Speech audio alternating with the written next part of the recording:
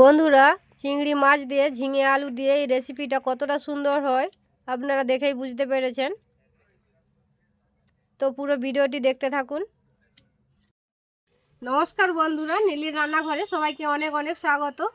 বন্ধুরা, আজকে আমি বানাচ্ছি চিংড়ি মাছ দিয়ে ঝিঙে আলু দিয়ে খুব সুস্বাদু একটি রেসিপি।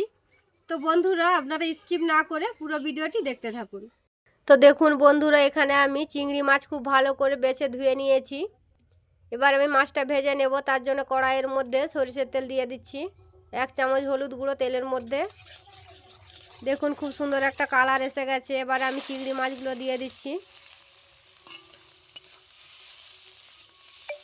খুব ভালো করে নাড়াচাড়া করে নেব।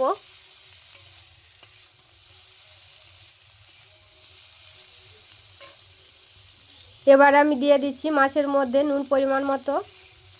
খুব ভালো করে নাড়াচাড়া করে চিংড়ি মাছটা আমি ভেজে নেব। খুব কিন্তু কড়া করে ভাজবো না। চিংড়ি মাছটা আমার ভাজা হয়ে গেছে। এখানে আমি ঝিঙে আলু ডুমু ডুমু করে কেটে খুব ভালো করে ধুয়ে নিয়েছি। কড়াইয়ের মধ্যে দিয়ে দিচ্ছি সরিষার তেল। এবারে আমি আলুটা ভেজে নেব।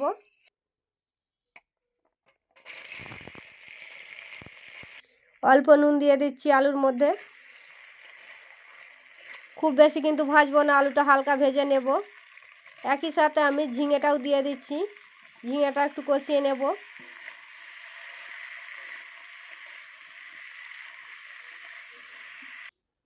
খুব ভালো করে কষিয়ে নিয়েছি। এবার আমি তুলে নেব। আবারও দিয়ে দিচ্ছি কড়াইয়ের মধ্যে সরিষার তেল পরিমাণ মতো, একটা তেজপাতা, গোটা জিরে পরিমাণ মতো। এবার আমি দিয়ে দিচ্ছি পেঁয়াজ কুচি পরিমাণ মতো, একটা কাঁচা লঙ্কা চেরা,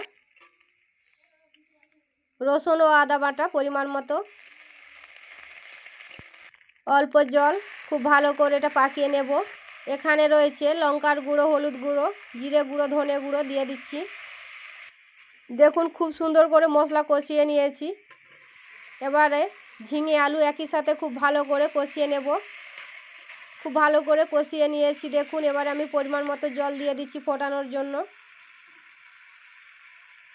খুব ভালো করে ফুটিয়ে নিয়েছি। এবার আমি চিংড়ি মাছ ভাজাগুলো দিয়ে দিচ্ছি।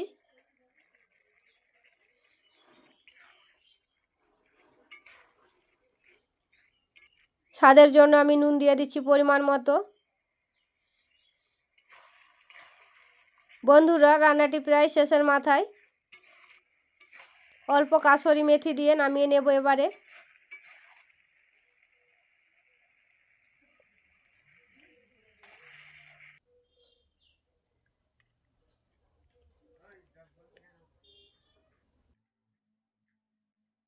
বন্ধুরা, আজকের এই রেসিপি যদি আপনাদের ভালো লাগে অবশ্যই লাইক কমেন্ট শেয়ার করবেন এবং আমার পাশে থাকবেন, এবং আপনারাও ভালো থাকবেন। দেখা হচ্ছে অন্য কোনো রেসিপিতে।